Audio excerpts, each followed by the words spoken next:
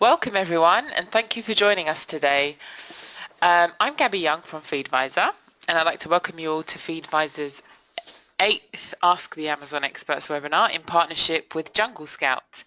Thousands of you registered, and it's great to have you all here. If you're looking to find the next hot product to sell, you've come to the right place. Today I'm joined by Amazon expert Greg Mercer, founder of Jungle Scout and Review Kick, to discuss methods for staying ahead of the curve and claiming that first mover advantage to anticipate where the trends are going. I'm also joined by Rachel Shechtman, product specialist at Feedvisor, to discuss pricing methods so you can maximize your profit and sales on the products that you scout. So Greg will kick off with an in-depth step-by-step process to find, validate, and source the next big thing. Welcome, Greg. Gabby, thank you very much for having me on. I'm excited to be here and to chat with you today. We're excited to have you here. Really looking forward to what you have to say, so take it away. Thank you. Hey guys, so today, as Gabby said, we're going to talk about how to find the next best-selling product on Amazon, how to spot early trends. So real quick, a little bit about myself. My name is Greg Mercer. For those of you who don't know me, I'm the founder of Jungle Scout as well as a few other tools, all specifically for Amazon sellers. I myself have been selling on Amazon for a few years now. Back in the day, just a few years ago, I used to be an engineer, didn't really like it, started selling on Amazon, grew a fairly sizable Amazon company, and then after that started in the software business. So a lot of you are familiar with Jungle Scout, which is a product research tool. We've expanded into kind of a suite of tools for Amazon sellers. So there's Review Kick, which helps Amazon sellers get honest and ethical reviews. Splitly's A/B testing for Amazon sellers, and Fetcher is profit analytics and accounting for Amazon sellers as well. So those are a few of my tools that I've created. So what are we going to talk about today? We want to talk about spotting early trends and why it's important, finding those emerging trends, locating them, the process for vetting these ideas. We're going to see whether these are good trends or not, whether there's sufficient demand to sell them, as well as at the end I'll give you a few predictions. I've looked into my crystal ball. I've come up with a few products that I think may be the next big trends. So just for fun, kind of at the end, I'll give you my predictions.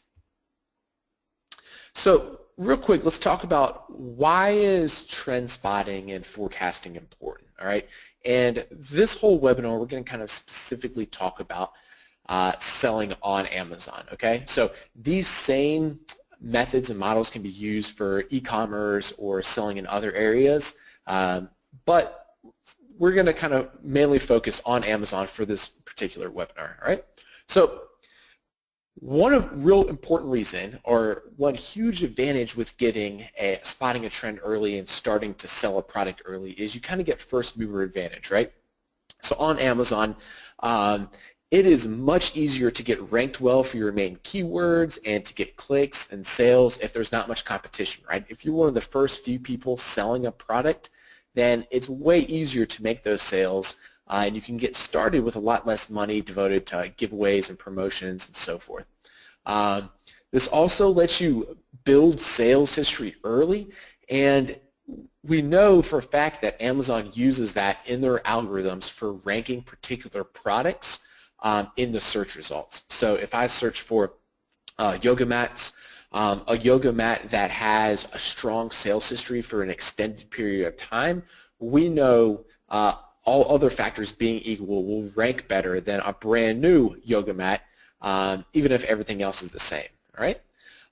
Some other important things are you can obviously build reviews and have a stronger review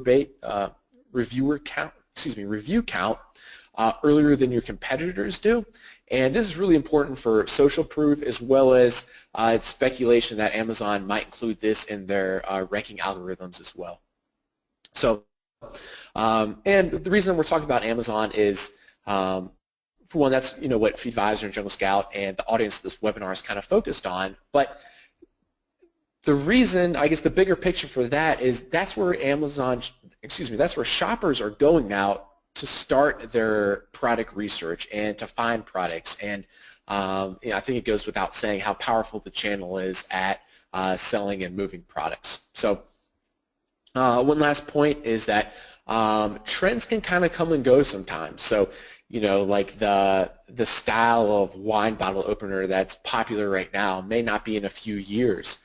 So, some of these things are cyclical, and because of that, it's good to spot these early, get in, be able to sell your products and make the money while you can, whether that's a few months or a few years or a decade, while it's good and before it gets too competitive.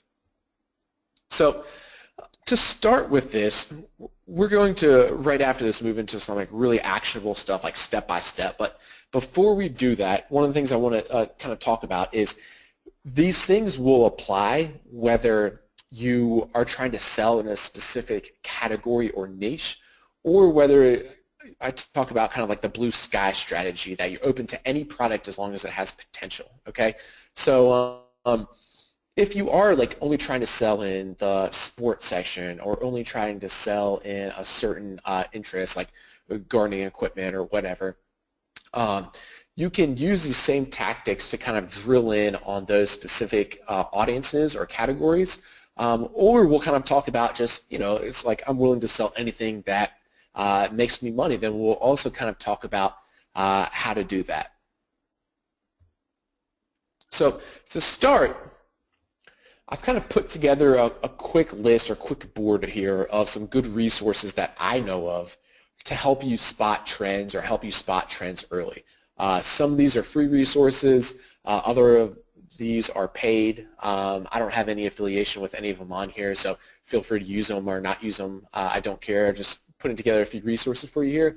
But up here, these are kind of cool. These tools right here, and feel free to jot these down as I'm talking about it, or we'll be sending out a recording of the webinar after, so of course you can see these again later. But these up here in the top left for the industry news and trend analysis, these are all pieces of software or websites that follow kind of like how trends are doing, either across the internet as a whole or on specific marketplaces like eBay or other e-commerce channels. So these are all pretty cool ways to get early ideas of what's starting to trend well or what's starting to sell well.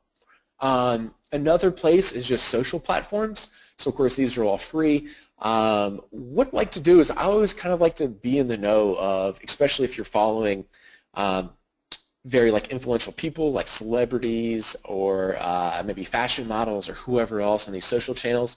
If you start to see what the types of things that they're using, that they're promoting, that they want to take pictures with, these are oftentimes ideas of early trends kind of before they become mainstream. Another good spot are crowdfunding sites. So Kickstarter and Indiegogo are two examples. I know there's some others too. But again, often in these places you'll find kind of new inventions, like forward-thinking type stuff. So these are good places to get ideas. Of course, Amazon-related things themselves, Amazon Launchpad's a kind of cool channel that they use to target the kind of like startup scene, or to essentially like take some business away from the Kickstarter, Indiegogo scene. So that's pretty cool. And then one of my favorite spots is in the bottom right here, the overseas suppliers. So I make it a point to go to China at least once a year to go to the Canton Fair or some of the other trade shows. Global Sources produces a good one. In Hong Kong, there's dozens and dozens every year of all types of trade shows. And oftentimes you'll find that the factory's kind of like newest inventions or the newest products there. So that's a really good spot. And then of course Alibaba, or I don't have it on here, but Global Source is another alternative to Alibaba. So all these listed here are all good places to start getting ideas and start picking up on trends. So once you have some ideas, let's talk about how do we vet these to make sure they're good ideas. So the thing about product research and finding a product to sell on Amazon is most of the ideas that you come up with are probably going to be pretty poor. At least they are for me personally. Maybe you guys are a lot better at it than me, I don't know. But But the good thing is, only 1 out of 10 or 1 out of 100 has to be a home run or a good idea for it to be profitable and be able to get good returns on it. So we want to talk about how you go from a long list, condense that down into a short list of winners. And what I have here is a few steps that I go through to figure out which are the good products or the good niches as opposed to the bad ones. So, and we'll go into each of these a little bit more depth in the next few slides, but essentially at first, I like to verify the macro trends using Google Trends. So this shows you just how that particular product or keyword has been trending over the years and seasons. So ideally, we want to, if it's kind of like a hot or trendy item, find and locate and start selling a product when it's on that initial rise, like just starting to pick up traction and starting to sell well. If it's not so much a trendy item, but maybe just something else we want to look for that's selling well, we want to look for increasing popularity over time. So if I were to use Google Trends and search, and I'll give an example of this in a little while, but if I were to search something like CD-ROM or something, that would be like an obvious example, but you would see it's like tanking pretty quickly, right? Like people are using less and less CDs every year, so the search volume there is going down. So that's something that we wouldn't want. Instead, we want something that's picking up and doing better over the years. Another good resource is Google's Keyword Planner, and both of these are free. Google Trends is free. Google Keyword Planner, you do have to have an AdWords account, but you can just sign up for one for free, and then you can use the Keyword Planner. So I'll go over that a little bit, but that gives you search volume of particular keywords, and which is a great indicator of growing trends. Personally, since I only sell on Amazon, I like to see success of existing sellers or a seller on Amazon, and that proves to me that this product is doing well on Amazon. So we know there's sales on Amazon. We know that shoppers are going to Amazon, searching out this item, and purchasing it on there, which is a good thing. And then with that, we'll also kind of talk about how you can find some related keywords or some related products using the Jungle Scout tool or a couple of free tools here. Of course, there's the Keyword Planner, which I just discussed, and then I also like keywordtool.io, which is a nice free tool. Yeah. So how do I verify or analyze macro trends? I do that with two tools, which are Google Trends and Keepa. Again, both these are free tools. And both these tools allow you to see how Google Trends does it with search volume through their platform. So it's not necessarily a direct correlation to the searches on Amazon, but it gives you a good ballpark idea. And then Keepa is an Amazon-specific free tool to use that you can see how a bestsellers rank of a particular product has changed over the months and seasons and years. So real quick, I'll just give you an example of that. So I'm going to go here to Google Trends, and for those of you who aren't familiar with it, it's super easy. I think you do it google.com/trends or just search Google Trends and you'll come up with this page. But you can search any term, and it shows you how the trend, how the search volume through their platform has trended over the years and seasons. So I typed in here selfie stick, and I would have loved to start selling selfie sticks in, let's say, like the summer of 2014. This is when it was just starting to pick up. You can see it peaked probably for the fourth quarter holiday season in December 14. And then it looks like that next summer they were pretty popular too. And then selfie sticks are actually, it looks like, on a downhill trend. So a lot of people ask, what's the number right here? I'm being shown like this 30 or 36. And just think of that as a relative number. So 100 is the best. If it's 100, it means that that keyword has peaked then and it's very popular then. And then you can just think of it as, right here when I see the number 33, that there's about 1/3 the amount of interest as there was during the summer and holiday season of 2014. So I'll just show you one other example. I think, so this is like a pretty extreme example of a very faddish product. Instead, something else that's kind of like good to see or look at, like if I just do like yoga, I can see, this is past 10 years or over 10 years of history, and overall yoga is trending up, right? So again, this is a good indicator. It looks like it's the most popular in the summer and January, and that probably makes sense to me. Most people for their New Year's resolutions go on Health Kick, and a lot of them are probably ordering yoga mats or learning about yoga then. So it makes sense that those are kind of like the most popular times. So Google Trends is a really cool way to explore new trends or to see how an existing type of product is trending over the years. So one more example I'll type in here. I just noticed this one, full face snorkel mask. And I may have misspelled snorkel, but anyway, I've seen this recently that this is like been pretty like steady over the years. I'm not sure what this big peak was way back here, but then if we see just recently here in the past few months that it's really starting to pick up, so that'd be like a good indicator of like a potential new trend. I don't know, maybe they're just popular this summer and then it's over, but that would be like a pretty good indicator. So the next one I'm going to look at is the Keepa, and they have a website that you can use. It's keepa.com. I prefer their free extension, so if you go to the Chrome store or probably the Firefox store too, you can install this extension, and after doing so, let me zoom in here, on all Amazon products that they have information for, you'll see a graph similar to this. And this is really cool because this shows us what the bestsellers rank has been for as long as they have data. So it looks like here that the data started in back in early 2015 and goes until today. And again, I picked kind of an extreme example to show you here, but I searched for Easter bunny decorations. So of course, as you can imagine, this would be a very seasonal product around that particular holiday, and that makes sense. Easter, this year I'm sure was right around that time.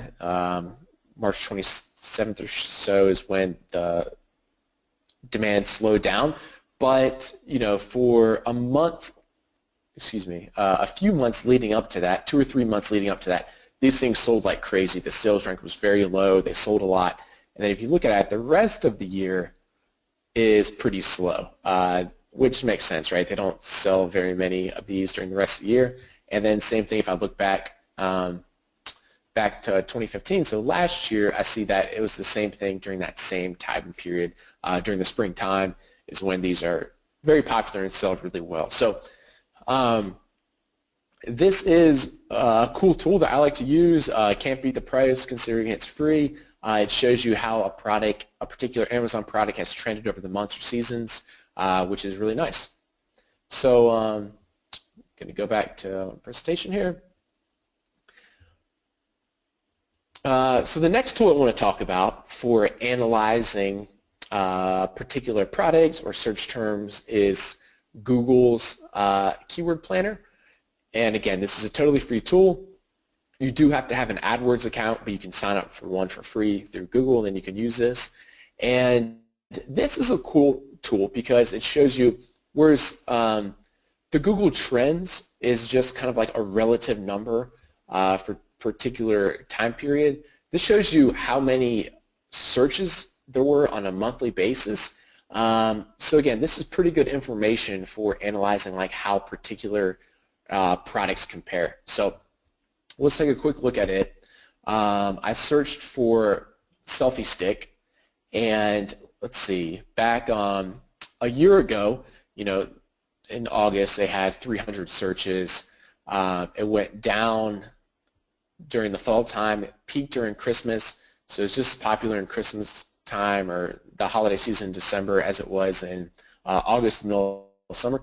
And then since then, it looks like searches or interest or popularity, and as a result, sales in selfie sticks, I'm sure, have really declined. So, back during 2015 holiday season, like 300 searches compared to 60,000 back in July. So it's roughly 5 times as popular last holiday season as what it was this summer. So this is pretty good information to know. So let's see, we'll just search for something else. Let's say like wine glass. So within a few seconds it gives you this information, and then again, now this is pretty easy for me to try to compare, okay, what's the popularity of wine glasses compared to selfie sticks? And if you have 2 products, this would be a good indicator. Say like, okay, I have bamboo sunglasses, how do those compare to my garlic press? And you can do both those searches on Google Keyword Planner and get kind of relative numbers or relative information. So like I think for selfie stick we had 60,000 searches in July. It looks like wine glass there was 40,000 searches. So maybe it's roughly 2/3 as popular wine glasses are compared to selfie sticks, and that's a good kind of like rough estimation to use.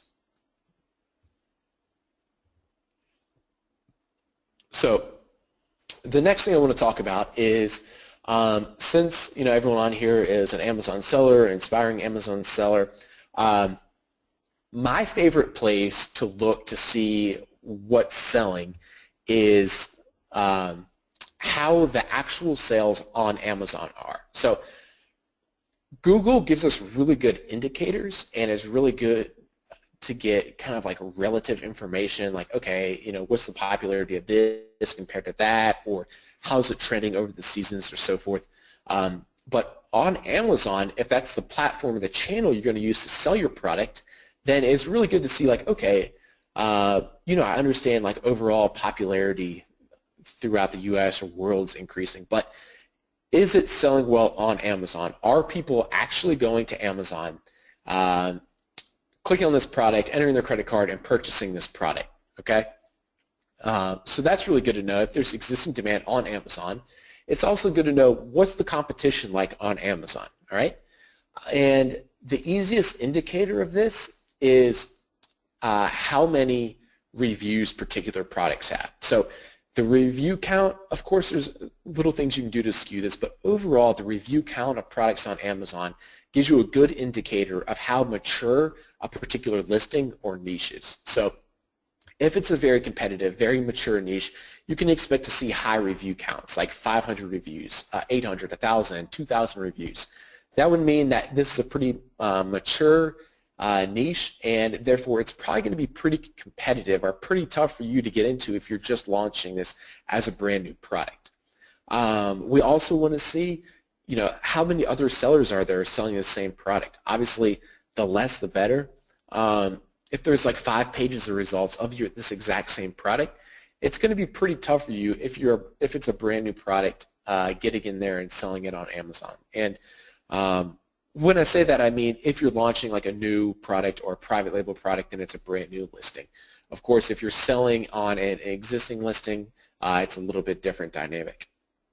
Another good little tip that I'll show you is Amazon on some listings will show you when that particular listing was created, so that's a good idea. And then again, as I was saying, the number of reviews on a particular listing is a good indicator of how mature, how old the listing is. So what I like to do is I like to make a search on Amazon for my particular product and just see what's there. So, and I'm going to look for all the types of things that I was just talking about there. So I'll go ahead and I'll do that example for you. So I searched the full face snorkel mask here, and what I want to look for here, like I was saying, is how much demand is there, how competitive is it, does this look like a very mature, old, competitive niche, or is it something like young and easy for me to get into? All right. So I searched this full face snorkel mask I was talking about earlier. For this particular product, to me, I think it's safe to assume that this is a fairly young, immature niche, okay? So this top product, they have 900 reviews, which is a lot. It's probably been around for a long time. But after that, I see 39 reviews, a little over 100. I see 8 reviews. This guy's quite a few at 600, but 26, 207, 37, 46. So this is a good example of an immature, like new niche. There are, it looks like, quite a few sellers here. Let's see. Yeah, at least 2 pages of results. However, it's pretty obvious that like most of these are like new listings, you know, like 20 reviews, 9 reviews, 65, 60, 37. So to me, this is a relatively non-competitive niche. If on that same token, if I were to do yoga mat, and I don't look at sponsored products when I consider that. What I see here is, you know, like 3,000 reviews, 2,000 reviews, 1,000, 100, 900, 1,800. So this would be an example of something that's pretty competitive and would be a lot harder for you to get into, okay? So let me see if I can find an example for you of something that gives the data when the listing first came available. So if they show it, Amazon's going to show it either right next to the brand name here, so it'd be like right here, or it would be down here in the product details section. So it looks like for this particular product, they don't show when it was launched. However, it's still pretty safe for us to assume that this is a relatively non-competitive niche. Now, you might be asking, how do I find out? So we've gone over competition. You know, we know kind of now how to spot competitive areas or niches. The next step would be to figure out how much demand is there in a particular niche, okay? So another free tool is a tool that Jungle Scout has. And if you go to junglescout.com/estimator, and this is totally free, we can estimate monthly sales based off the bestsellers rank, okay? So right here, this is roughly 29,000 sports and outdoors. So if I go to the estimator here, I find sports and outdoors, let's see, and I think I said roughly 29,000. So Jungle Scout will show you that, okay, this product sells roughly 88, 90 units per month, all right? So that's a good indicator of how much demand there is for that particular listing. So this particular listing, there's not a whole lot of demand, but probably if we went up to like this, we're on the second page. If I went back to the first page, I looked at this top one, I would imagine on this product there's quite a bit of demand, but we can look real quick. So this one's the bestsellers ranks 240 in sports and outdoors. So if I type that in, I bet this thing sells a few thousand. Yeah, so like over 4,000 units every month, which would be like over 100 units a day, which is pretty crazy. That's a lot of product. So that's a good way for us to be able to gauge demand on particular listings, okay? So like we said, we can gauge the competitiveness based on the number of reviews and how many sellers there are in a particular niche. We can gauge the demand using the bestsellers rank and Jungle Scout's free estimator. Before we came up with this estimator, I used to have like some rules of thumbs that, you know, like look for products that are under a bestsellers rank of 1,000 or 2,000. But after creating this and developing these algorithms, I found that it varies so much from category to category that that's actually not very reliable to go just off the bestsellers rank if you don't use like this calculator or something similar, because a bestsellers rank of say like 1,000 in appliances, which is a very low selling category, might be like 30 units a month, whereas a bestsellers rank of 1,000 in sports and outdoors is like 3,000 units a month, so like 100 times as much. So I wouldn't recommend going just off the bestsellers rank number. I'd recommend just like plug it into our free estimator if you want, and yeah, you can get much more accurate information that way. So yeah, I'm gonna head back here. One other, for those of you who are familiar with the Jungle Scout products, you may already have our extension. If not, this is a paid tool. This isn't free, but this does something very similar to what our free sales estimator is, just a lot quicker. So after I make a search on Amazon, I can just click the little JS extension.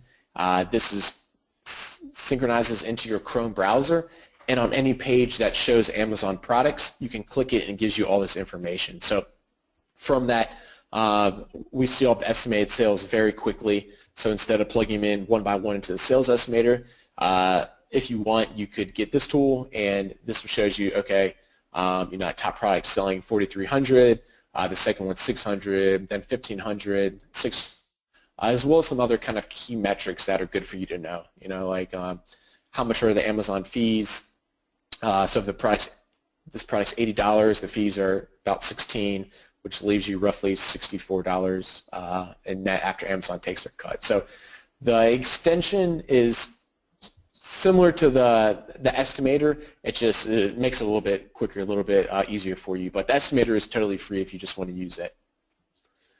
And the next thing I'll kind of talk about here is another way to make it easier for you to kind of like explore niches or new product ideas on a larger scale. Okay, so and I'm just going to go over this pretty quickly because I don't want this to turn into like a sales pitch for Jungle Scout. So in the beginning, I kind of gave like lots of ideas for totally free tools and totally like free ways to do it and very helpful tools. And then real quickly, I can just kind of show you how Jungle Scout would help you using the niche hunter as well as the product database, kind of figure out some of these opportunities if you don't have the specific ideas. So in the Jungle Scout web app, right now I'm in the product database, and we've essentially rebuilt Amazon's catalog in a way that's easier for us to search through. So there's like 27 million products in here. I could say, show me all the products that sell at least 500 units a month, yet have less than like 50 reviews, because remember, that's a good indicator of the competitiveness. Of course, I can search by categories, by a whole bunch of other information, the seller type, whether it's standard or oversized, and etc. But I'll just put in these few little filters right here. And then these are all products that meet that criteria, okay? So it's not guaranteed that these are all good opportunities for you. However, there's going to be a number of good opportunities in here. Like, it will help you easily spot upcoming trends or products that are relatively young yet still doing well. So, for instance, this may be one life, one chance. I don't know if that's maybe like an up-and-coming slogan, very popular right now. Some people on the other hand might be laughing at me. I'm just not quite sure. You kind of look through this. There's an Amazon Alexa stand, so that's actually like a really good idea probably. I know that Amazon Alexa is becoming really popular, and this is a third-party accessory for the Alexa. So again, if we went back to our Google Trends, let's type in Alexa. It's probably a little skewed, I would imagine, because I don't think Alexa's been around that while. Let's try Amazon Alexa. And again, so this is like a very up-and-coming hot trend, right? Alexa was just released, it looks like at the end of 2014, and it's growing pretty nicely. So a product idea I would have just gotten then would be since Amazon's obviously not going to sell me their Alexa tool, would be accessories for Alexa, right? So maybe cases, stands, whatever else. I don't know. I don't have an Alexa, but I'm sure if I research it for a few minutes, I could come up with all kinds of ideas which are potential good products. So that just helped me spot like an up-and-coming trend. And of course, I can just look through this, and you'd probably see all kinds of little things like that. These are all young listings, yet they're already selling well. So it's like, okay, they're obviously onto something. Let me check that out a little more. The other product inside of the web app that I'm just going to go over real quickly it's called the Niche Hunter. So in the product tracker, where we categorized products at Amazon, the Niche Hunter instead we've categorized niches or product types that people are searching for, and we've kind of ranked them based off a number of factors like the average demand, the average price, the opportunity score, which is essentially all the other factors aggregated together. We've based them off of how good's the average listing. Do they have really good pictures or not? And also, what's the competition like in that niche? So you could, of course, set some filters again. Maybe I like selling in baby and health and personal care. I don't know, it's just an example. I want products that on average sell at least 500 a month and have relatively low competition. So you just kind of set some of these real quick. You can search it, and within a few seconds it will show you all the results in our database of keywords or niches or product types that meet that particular criteria. So again, I could just look through this. I could come up and say like, okay, that might be a popular product or a good product for me to sell. So let me just go back to the presentation here. So we just jammed a lot of information in the past 40 minutes or so. So let's talk about a few best practices for spotting these early trends and starting to, like sell or locate or find these hot moving items. So a few best practices or tips I have is I would recommend for anyone to go for more of the blue ocean strategy that I talked about earlier, that on Amazon, most consumers don't really care whether all of your products in your seller account or in your lineup are all related or all in a particular niche. So maybe you got into Amazon after you had an e-commerce store, and your e-commerce store only sold wine accessories. Well, just because that's what was working on your e-commerce store doesn't mean that you just need to stick in the wine accessory niche now that you're on Amazon. Like people on Amazon, they're not going to your particular store. 9% of them are just typing in a search term in the field, and that's how they're finding the product. So I would recommend that you stay open to kind of like all ideas. So when you're kind of like walking around in your everyday life, maybe when you're shopping, when you're on the internet, when you're on the social media sites, when you're on some of the sites I talked about earlier that are good for spotting trends, I like to just keep a little note like in my smartphone or on my computer of good ideas. So I'd recommend just like kind of take notes everywhere you go. If you are in a cool, hip, young city, kind of like look at, what are these people, what do you see them using that you didn't used to see them use? That's usually good areas to like spot these new trends. And a lot of times with Amazon in particular, these more obscure or like weird products are oftentimes good products to sell on Amazon. They're usually a little bit less competitive, which is great, and oftentimes it's such a powerful channel that there's still plenty of demand there, even if there's not, a whole bunch of sellers. So I talked about earlier my crystal ball, and someone will probably watch a replay of this webinar like 2 years from now and just laugh at me because every one of these is wrong. However, I'm going to go ahead and throw out there a few emerging trends that I think may be true, and some of these may or may not be showing up like on Google Trends yet. This is kind of like where I see things going. And this might be able to get a little bit of creative juices flowing for you, start kind of thinking about things. So Gopro Accessories, GoPros have been around for a few years, so not groundbreaking news there. Augmented reality accessories. I think everyone obviously has heard about Pokemon Go by now. Kind of like took the world by storm, augmented or virtual reality. I'm sure there's going to be tons more apps and hardware and so forth to go along with this. And just like we spotted the accessories for Alexa, I imagine there's going to be tons of accessory opportunities for these augmented reality devices. Drones is a very much still a rising and getting more popular type niche, so maybe not drones themselves, but again, maybe accessories. Smart homes are hot. Especially in the States, I see a lot of media attention and growth potential in the new laws that are making medical marijuana or recreational marijuana use legal. And with that, it seems like a lot of people are cashing in on particular accessories that go along with that or so forth. A lot of these I don't think are allowed on Amazon, but the ones that are probably good opportunities. Body art, and a few other ones here, solar toys, solar panels. The bottom one I really like 3D printing stuff. That's a really hot and growing trend. I imagine there's a lot of, I'm not real familiar with that industry. I would have to read up more about it. I'm sure there's tons of accessories and all types of things that would be potential good opportunities. So let's kind of do a quick recap of what we just learned, what we just talked about.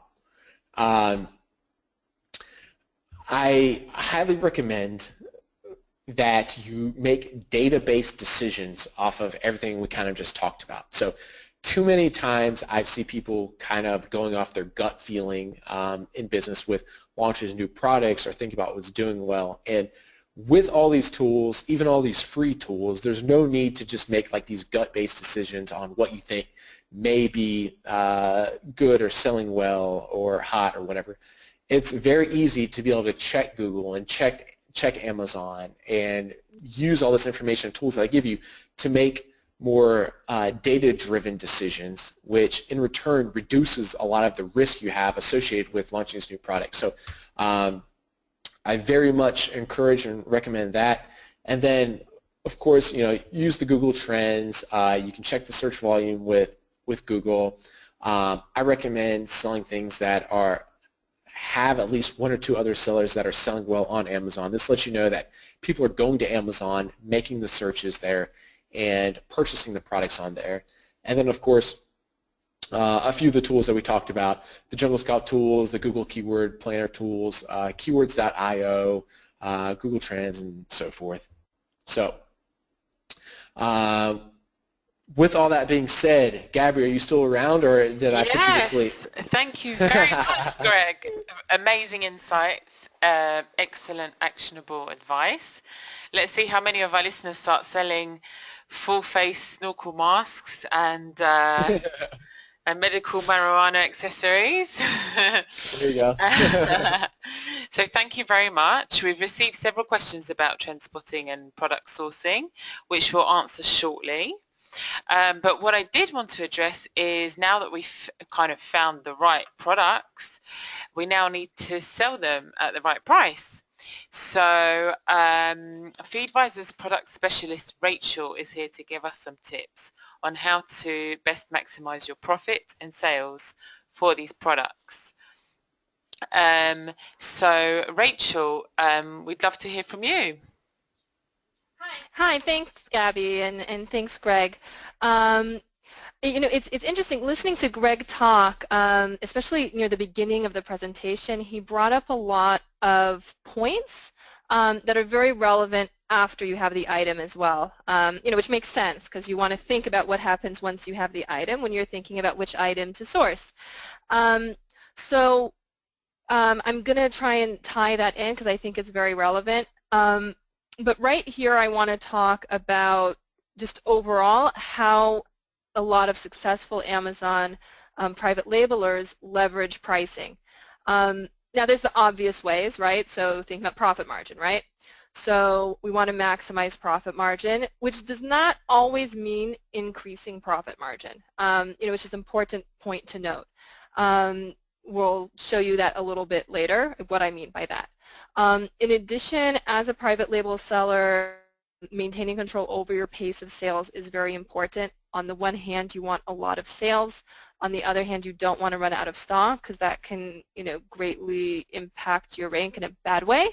And ensure that you have accurate purchasing decisions and replenishment forecasting. Each time you decide to replenish a product, it's almost like you're sourcing it again, but just with a lot more data and advantage, such as what Greg talked about in terms of more historical data and reviews, etc. So I want to explain the basic premise. I'm sure you all understand this as business people, but we're just going to kind of go back to school for a moment and talk about the basic economic premise. I'm just simplifying things here so that we can be on the same page. So price impacts demand. It's not always an obvious way, but velocity can be controlled by changing the price, And vice versa, the price should react to changes in demand. So just to simplify things to the very most basic, in a standard demand curve, decreasing the price will increase demand. So for instance, if you currently are selling 5 items per day and you want to sell 10 items per day, then it's likely, especially if you combine it with marketing, good keywords, and all the setup that's necessary for a private label item, that decreasing the price will increase the sales. Now, if you decrease the price too much, the curve will not be standard anymore because people might think the item is cheap. Same thing vice versa. Sometimes a more expensive item denotes to consumers a better quality product, whether it's true or not. But once you've got that increased sales, something really interesting happens, especially on Amazon. So what happens is that there's traction in the demand curve. So just a minute, I pressed too many times. There we go. So what that means is that the demand curve will shift out, and at the same price point, you'll have more orders, sometimes a lot more orders. So that might be because your ranking improved, because your item had been around for a while. It might be because you had more feedbacks because your item had been around for a while, and which Greg mentioned, you know, many put together feedbacks that it might also impact your ranking kind of cyclically. And then you might also be running other marketing campaigns, optimizing your listing, investing in your product. The more you're investing in your product and the more it's been around and you're seeing this traction, you have a couple choices, okay? You can keep your price at the lower level and just have a lot more sales. But what a lot of sellers choose to do, either because of pacing considerations or due to their goals for profit margin, is they'll choose to increase their price to capture a return on their investment into the product and still hit their goal. So Feedvisor actually has an algorithm that does all the mapping of the demand curve, which, as you can imagine, it has a ton of factors into it. And it can actually find that, again, maximized profit margin.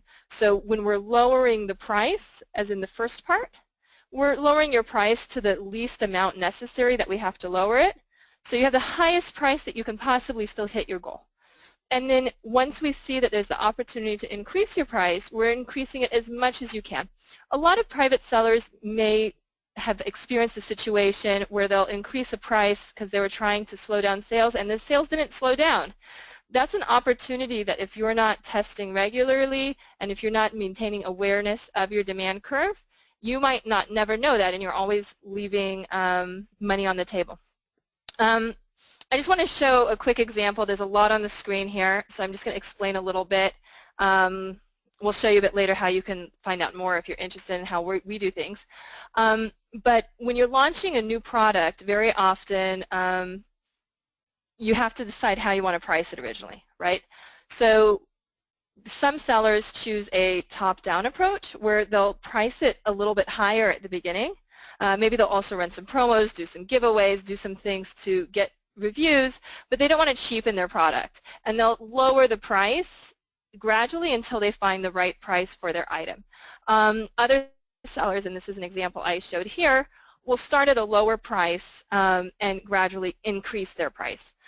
So what our algorithm did here, I zoomed in up on top, so it's this period here of January 1st to the 13th right here that you see, is that we're making very small adjustments based off of what we mapped out in the demand curve, and we studied the reaction of the consumers to see how it impacted demand and to see if we could actually cause an increase in traction. And in this case, you know, it's quite successful, and we see this across many of our clients. So you'll see that at the end of the day, once we reach this point of February 12th or so, we maintain the same velocity on average over that time period, even though we do a much more drastic price increase. And so it's really a question of finding that point where you can maximize your profits while still meeting your goals for either growth in sales or maintenance of goals.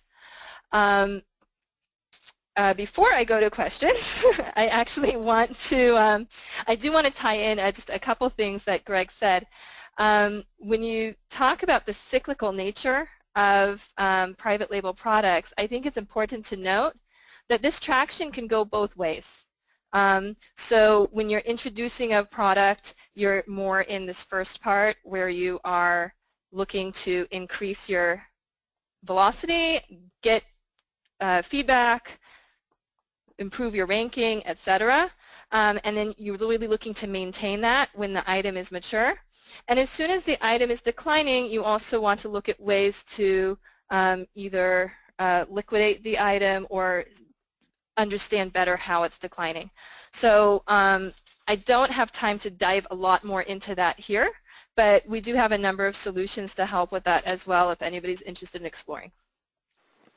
Thanks very much, Rachel. That was a great insight into how automating your pricing not only maximizes your profit and sales, but can also free up your time so you can spend more time scouting new products.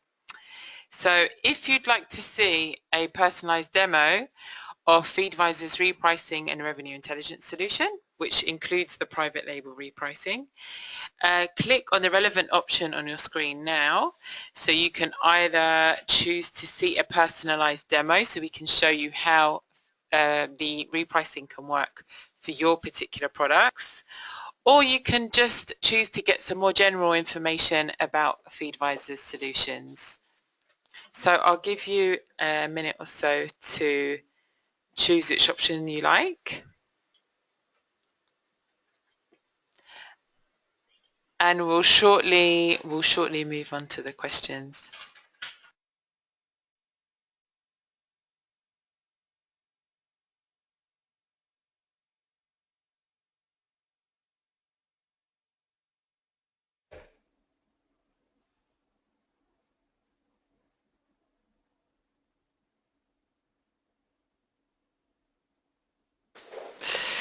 Okay, so now we're going to move on to a few of your questions.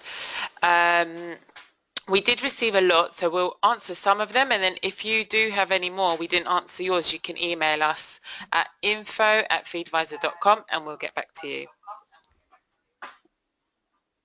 So the first question is for Greg. How can I predict demand for a specific keyword? How can I predict demand for a specific keyword? Cool, so this is a good question. And predicting demand for a certain keyword, what I would recommend to do is base the demand. So I assume what you're talking about with this question is you're launching a new product, you know, like I've kind of no idea. I just want to find out like how much demands for this particular keyword, and if and how many units should I initially order. And to do that, I would base it off of how many units are being sold on a monthly basis already on Amazon.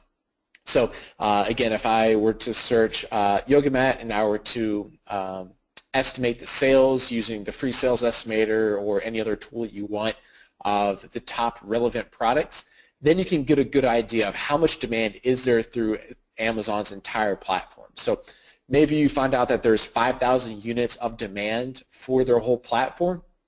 Then you have to think, okay, like where do I think I could rank in these search results for yoga mat or for whatever your particular keyword is, and then you could estimate your demand based off that. So if it's something that's not very competitive and the third and fourth results, you know, only have 50 reviews, then I would estimate that relatively soon I could rank up kind of next to them.